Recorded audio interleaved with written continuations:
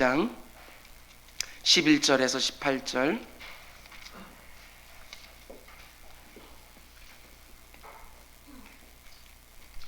요한복음 20장 11절에서 18절까지 말씀입니다. 우리 한 절씩 교독하겠습니다. 마리아는 무덤 밖에서 서서 울고 있더니 울면서 구부려 무덤 안을 들여다보니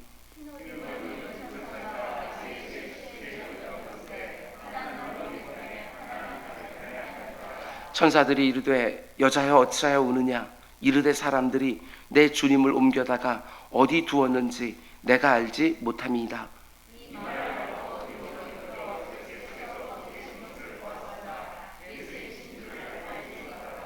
예수께서 이르시되 여자여 어찌하여 울며 누구를 찾느냐 하시니 마리아는 그가 동산직인 줄 알고 이르되 주여 당신이 옮겼거든 어디 두었는지 내게 이르소서. 그리하면 내가 가져가리이다.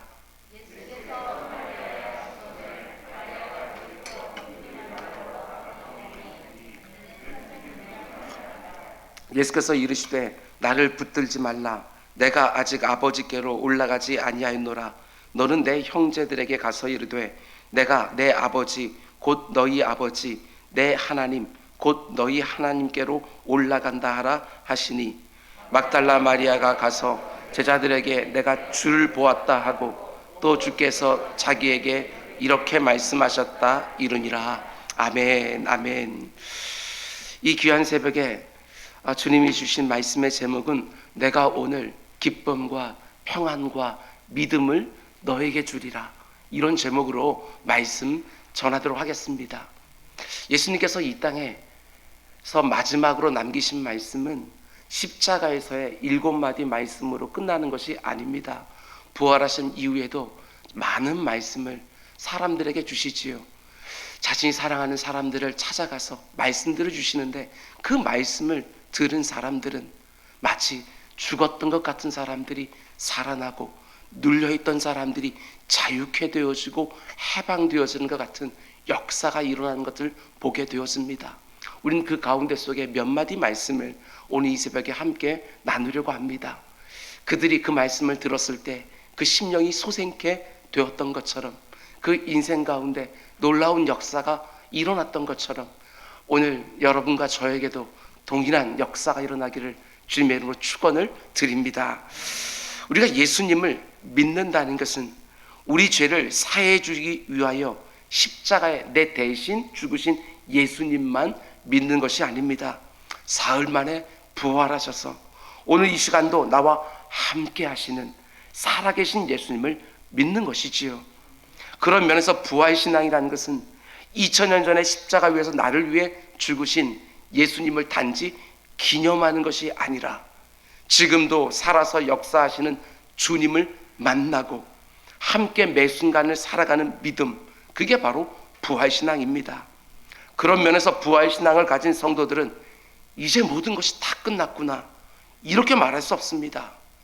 부활하신 주님을 만난 사람들은 그 어떤 상황 속에서도 낙심하거나 절망하지 않습니다. 부활의 주님을 새롭게 만나는 순간 어떤 상황 속에서도 다시 시작할 수 있는 것이지요. 오늘 이 부활주일이 뭔가 새롭게 시작하고 다시 도전하고 다시 출발하는 내 인생의 전환점이 되는 분들이 꼭 있기를 주님의 이름으로 축원을 드립니다. 우리 주님 다시 사셨습니다. 크게 선포하고 주님 저도 다시 시작하겠습니다. 마음을 새롭게 시작하는 것입니다. 여러분 성경을 보면 부활하신 주님을 만난 모든 사람들은 다 변화되었습니다. 예수 믿는 자들을 그렇게 핍박하며 교회를 잔멸하던 사울이 어떻게 생명을 걸고 복음을 증거하는 신실한 사도 바울이 될 수 있었느냐? 다른 이유 때문이 아닙니다. 담에서 도상에서 부활하신 주님을 실제로 만났기 때문에 그렇습니다. 오늘 주어진 요한복음 20장을 보더라도 부활하신 예수님을 만나 그 삶이 완전히 변화된 사람들을 보게 되어집니다.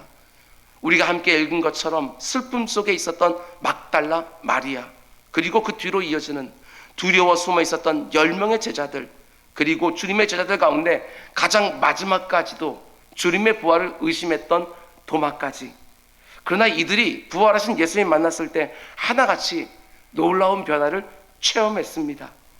오늘 이 새벽에 이들의 변화를 하나하나 살펴볼 텐데, 그냥 이들의 변화로만 지켜보지 마시고 부활하셔서 지금도 살아서 역사하시는 주님을 나도 만나기를 원합니다. 사모하시기를 바랍니다. 마음 문을 활짝 열어놓고 하나님께서 말씀으로 내게 어떤 역사를 일으키실지 기대하시기를 바랍니다. 지금 어떤 형편 가운데 있든지, 어떤 마음으로 지금 이 예배를 드리고 있든지, 부활하신 주님을 만나 슬픔이 기쁨이 되어지고, 두려움이 소망과 평안으로 변해지고, 의심이 믿음과 확신이 되어지는 분명한 변화가 시작되기를 주님의 이름으로 축원을 드립니다. 먼저 막달라 마리아의 변화입니다. 예수님이 십자가를 지고 골고다로 향하실 때에 그 뒤를 따라가는 무리들 가운데 가슴을 치며 슬피 우는 여인들의 큰 무리가 있었는데, 그 가운데 막달라 마리아, 전에 7 귀신이 들렸었던 마리아도 있었습니다. 많이 울었을 것입니다. 그 아프고 슬픈 마음을 주체할 수 없었을 것입니다. 로마 군병들이 내려치는 채찍에 맞으며 그 무거운 십자가를 힘겹게 지고 골고다 언덕으로 올라가는 그 처참한 주님의 뒤를 따라가면서 막달라 마리아는 누구보다도 슬퍼하고 누구보다도 아파했습니다. 왜냐하면 누구보다도 주님을 사랑했기 때문입니다. 예수님이 십자가에서 돌아가신 후에 아리마대 사람 요셉과 니고데모, 그리고 몇몇 여인들이 십자가 위에서 예수님의 시신을 내리고 피로 흥건한 주님의 몸을 씻기고 세마포 옷을 입혀 장사했습니다. 예수님이 오전 9시에 십자가에 달려 오후 3시에 돌아가셨는데, 해가 지면 아무것도 할 수 없는 안식일이 시작되기 때문에 이들은 예수님의 시신을 서둘러 매장했습니다. 안식일이 지나고 바로 그 다음날 새벽, 우리로 말하면 주일날 이른 새벽에 막달라 마리아가 다른 여인들과 함께 예수님의 무덤으로 찾아가는데, 예수님의 시신에 향료를 바르기 위해서 찾아간 것입니다. 그런데 무덤에 도착했을 때 깜짝 놀라고 말지요. 자신이 그렇게 사랑하는 예수님의 시신이 사라지고 없는 것입니다. 무덤이 비어 있는 것이지요. 막달라 마리아는 그 빈 무덤 앞에서 펑펑 울기 시작합니다. 자신이 너무나 사랑하는 주님의 시신을 누가 훔쳐간 줄로 알고 울기 시작하는 거예요. 근데 그때 어떤 일이 일어납니까? 주님이 찾아옵니다. 그리고 이렇게 말씀하시지요. 15절 말씀 보면, 여자여 어찌하여 울며 누구를 찾느냐. 큰 슬픔에 잠겨있는 마리아는 주님을 알아보지 못했습니다. 그저 그곳을 지키는 동산직인 줄 알고 슬픔에 잠긴 목소리로 계속해서 15절, 주여 당신이 옮겼거든 어디 두었는지 내게 이르소서, 그리하면 내가 가져가리이다. 그때 부활하신 주님이 말씀하십니다. 16절, 예수께서 마리아야 하시거늘, 부활하신 주님이 지금 너무나 슬퍼하고 있는 마리아의 이름을 불러주신 것입니다. 마리아야. 그 순간 마리아는 압니다. 내 사랑하는 주님이구나. 주님이 전에 말씀하신 대로 다시 사셨구나. 그때 막달라의 마음은 완전히 변합니다. 큰 슬픔 속에 있던 마리아의 마음에 정말 말로 표현할 수 없는 기쁨이 밀려오기 시작합니다. 부활하신 주님을 만나는 순간 모든 슬픔이 순식간에 사라지고 너무나 큰 기쁨이 밀려오는 것이지요. 슬픔이 변하여 기쁨이 되고 고통이 변하여 노래가 된 것입니다. 부활하신 주님이 울고 있는 막달라 마리아를 찾아가서 이렇게 말씀하셨습니다. 여자여 어찌하여 우느냐, 마리아여 어찌하여 우느냐. 코로나19로 참 많은 사람들이 울었고 또 울고 있습니다. 여러분도 그렇고 저도 그렇고 그동안 참 많이 울었습니다. 이런저런 아프고 안타까운 경험들이 참 많이 있습니다. 저마다. 그러나 부활하신 주님 지금도 살아서 역사하시고 지금도 내 삶을 주관하시는 주님이 오늘 이 시간에 우리에게 물으십니다. 내 사랑하는 아무개 양 어찌하여 우느냐. 지금 내가 네 옆에 서 있지 않느냐. 나는 죽은 하나님이 아니다. 지금도 살아서 역사하는 하나님, 너와 함께하는 임마누엘의 하나님이다 말씀하시는 것이지요.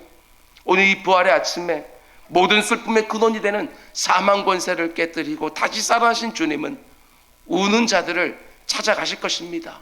그 주님으로 인하여 슬픔 많은 이 세상도 천국으로 다시 화하고 내 심령 안에 즐거움이 부활하는 새벽이 되기를 주님의 이름으로 축원드립니다. 그럼 이제 두 번째로 오늘 본문에 등장하는 사람들은 10명의 제자들입니다. 19절 말씀 보면 이날 곧 안식 후 첫날 저녁 때에 제자들이 유대인들을 두려워하여 모인 곳에 문들을 닫았더니 예수께서 오사 가운데 서서 이르시되 너희에게 평강이 있을지어다. 예수님께서는 그 제자들과 마지막으로 함께했던 그 만찬의 자리에서도 내가 너희에게 평안을 주노라 말씀하셨는데, 부활하셔서 그들을 찾아와 첫 번째로 또 하신 말씀도 평안을 너희에게 주노라 말씀해 주셨습니다. 그만큼 우리가 평안을 빼앗기가 쉬운 것이지요. 10명의 제자들이 지금 두려워서 문을 굳게 걸어 잠그고 숨어 있었습니다. 주님이 잡혀 죽으시는 것을 보고 자기들도 같은 도당이라고 잡힐까봐 너무나 두려워하며 문을 걸어 잠기고 숨은 것입니다. 그런데 그때 부활하신 예수님이 그 신령한 옷을 입고 찾아오십니다. 그리고 말씀하시는 것이지요. 너에게 평강이 있을지어다. 단지 유대인들이 늘 하는 인사로 샬롬이 아닙니다. 두려워하는 제자들에게 평강을 주시는 거예요. 명령하시는 것입니다. 너희에게 평강이 있을지어다. 한 번만 이렇게 말씀하는 것이 아닙니다. 곧바로 이어지는 21절 또 말씀하시지요. 예수께서 또 이르시되 너희에게 평강이 있을지어다. 이 땅을 살아가는 모든 사람들은 저마다의 두려움을 가지고 있습니다. 지금 당장에 두려워하는 것도 있고 앞으로 다가올 어떤 일들을 두려워하기도 합니다. 특별히 이런 두려움을 가진 분들이 요즘 참 많습니다. 내가 다시 시작할 수 있을까? 아무리 따져보아도 다시 시작할 수 없을 것 같습니다. 또 실패하지 않을까? 한두 번 실패했던 그 두려움이 다시 도전하지 못하게 합니다. 아니, 이런다고 해서 뭐 달라지는 게 있을까? 모든 것들을 회의적으로 바라보기 시작합니다. 오늘 이 새벽에 부활하신 주님이 저마다의 두려움을 가진 우리 한 사람 한 사람을 찾아오십니다. 그리고 말씀하시지요. 너희에게 평안이 있을지어다. 우리 주님의 말씀입니다. 평안을 너희에게 끼치노니 곧 나의 평안을 너희에게 주노라. 내가 너희에게 주는 것은 세상이 준 것과 같지 아니하리라. 너희는 마음에 근심하지도 말고 두려워하지도 마라. 이것을 너희에게 이루는 것은 너희로 내 안에서 평강을 누리게 하려 함이라. 세상에서는 너희가 환난을 당하나 담대하라. 내가 세상을 이기었노라. 우리의 결국이 어떻게 되는지를 말씀해 주시는 것입니다. 주님의 이 말씀에 순종하시기 바랍니다. 근심하지 마라. 두려워하지 마라. 담대하라. 내가 나의 평안을 너에게 주노라. 아멘. 부활의 새벽에 모든 두려워하는 자들의 심령에 우리 주님이 주시는 평안이 임하기를 원합니다. 모든 두려움과 근심이 사라지고 살아계신 하나님이 나와 함께 하신다는 믿음에서 오는 평안. 오늘 이 새벽에 두려워하지 마라. 내가 너와 함께 함이라. 놀라지 마라. 나는 너의 하나님이 됨이라. 내가 너를 굳세게 하리라. 믿으십니까? 참으로 너를 도와주리라. 믿으십니까? 참으로 나의 의로운 오른손으로 너를 붙들리라. 이 음성을 나에게 주는 음성으로 듣고 두려움과 근심과 염려에 눌려있던 내 영혼에 참으로 신비한 평안이 시작되기를 주님의 이름으로 축원드립니다. 이제 마지막으로 부활하신 주님은 도마라는 제자를 찾아가시지요. 도마는 부활하신 주님이 10명의 제자들을 찾아가셨을 때 그 자리에 안타깝게도 없었습니다. 그런데 그 장소로 돌아오자마자 다른 10명의 제자들이 흥분하여 말합니다. 우리가 주를 보았노라. 그때 도마가 어떻게 합니까? 25절. 내가 그의 손에 못자국을 보며 내 손가락을 그 못자국에 넣으며 내 손을 그 옆구리에 넣어보지 않고는 믿지 아니하겠노라. 내가 직접 주님의 손에 난 못자국에 내 손가락을 넣어봐야지. 내가 직접 주님의 옆구리에 난 창자국에 내 손을 넣어봐야지 주님의 부활을 믿겠다는 겁니다. 주님의 부활을 의심하는 것입니다. 아니, 죽은 사람이 다시 살아났다는 말을 어떻게 믿겠습니까? 오늘 이 말씀을 들으면서도 내가 다시 시작할 수 있을까? 이런 의심을 가지고 부활의 새벽을 맞는 분들이 계실지 모르겠습니다. 내 인생 가운데 변화가 있을까? 도마와 같은 분들이 계실지 모르겠습니다. 그러나 잘 들으십시오. 주님의 부활을 보지 못해서 못 믿는 게 아닙니다. 주님의 말씀을 못 믿는 겁니다. 나도 오늘 부활하신 주님을 봐야지. 아니요. 부활에 주님이 나에게 주신 말씀을 못 믿는 것입니다. 십자가에 달리기 전에 주님이 아주 여러 차례 내가 사흘 만에 다시 살 것이다 분명하게 말씀해 주셨는데 그 말씀을 도마는 못 믿은 것입니다. 차라리 나도 주님 보기를 원합니다. 이렇게 간구한 것이 아니라 나도 부활의 주님 만나기를 원합니다. 사모함을 쏟아놓은 것이 아니라 저 제자들은 다 보여봤는데 저만 못 봤습니다. 주님 내게도 나타나 주십시오. 이렇게 사모하는 것이 맞을 것 같은데 내 손가락 넣어보기 전에는 나 못 믿는다고 이렇게 반응한 것이지요. 혹시 여러분 가운데 이 도마처럼 내가 전혀 예상하지 못한 어떤 고난과 시련을 경험하면서 이런저런 의심 가운데 계신 분들이 있는지 모르겠습니다. 하나님이 정말 계실까? 정말 살아서 역사하신다면 왜 이런 일들이 일어날까? 하나님이 정말 나를 사랑하시는 건 맞나? 그런데 왜 나에게 이런 아픔과 고통을 주실까? 오늘 본문 26절 말씀 보면 부활하신 주님이 다시 한번 제자들이 있는 곳에 찾아오십니다. 누구를 만나러 오십니까? 의심하고 있는 도마, 딱 한 제자를 위해서 찾아오십니다. 그리고 자신의 부활을 의심하는 도마에게 우리 주님 이렇게 말씀하십니다. 27절 도마야 네 손가락을 이리 내밀어 내 손을 보고 네 손을 내밀어 내 옆구리에 넣어봐라. 그리하여 믿음 없는 자가 되지 말고 믿는 자가 되라. 믿음 없는 자가 되지 말고 믿는 자가 되라. 본문이 말해주지 않기 때문에 도마가 실제로 자기 손으로 주님의 그 못자국난 손과 그 창에 찔린 옆구리를 만졌는지는 모르겠습니다. 그러나 도마는 부활하신 주님을 만나고 확신 있게 고백합니다. 28절 도마가 대답하여 이르되 나의 주님이시요 나의 하나님이시니라. 얼마나 감격적인 장면입니까? 의심이 변하여 확신이 되었습니다. 믿음이 되었습니다. 부활하신 주님 만나니까 의심이 사라지고 확신에 차서 이제 믿음으로 고백하는 것이지요. 주는 나의 주님이시요 나의 하나님이시니이다. 오늘 이 새벽에 이렇게 고백하는 분이 있기를 원합니다. 다시 한번 모든 의심들과 싸우면서 주님 만나고 싶다고 내게도 말씀해 달라고 그리고 주님의 그 음성을 듣고 주님의 인기척을 느끼고 아니 주님께서 나와 함께 한다는 확신 가운데 나의 주님이시요 나의 하나님이시냐 이 감격으로 다시 믿음의 사람이 되는 것이지요. 우리가 이 땅을 사는 동안 이런저런 일들 때문에 큰 아픔, 큰 슬픔에 빠져서 도무지 부활하신 주님이 살아서 역사하시고 나와 함께 하신다는 사실을 믿지 못하고 모든 소망이 다 사라진 것처럼 낙심하고 절망할 때가 있습니다. 그러나 오늘 부활하신 주님은 그런 나에게 말씀합니다. 아무개야 네가 왜 우느냐? 내가 네 곁에 이렇게 서 있는데 네가 왜 우느냐? 그런가 하면 우리가 살아가는 동안 우리는 질병의 문제로 재정적인 문제로 관계의 문제로 실패의 문제로 또 불확실한 미래에 대한 문제로 참 많이 두려워할 때가 있습니다. 그러나 오늘 부활하신 주님은 그런 우리들에게 이렇게 말씀합니다. 내 사랑하는 아무개야 이제 더 이상 두려워하지 않아도 된다.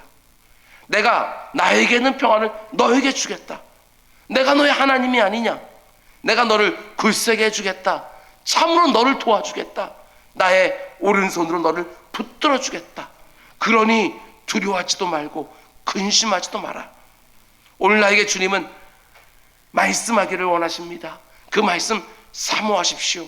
그러면 내 영혼에 그동안 죽은 것 같았던 평안이 다시 살아나기 시작할 것입니다.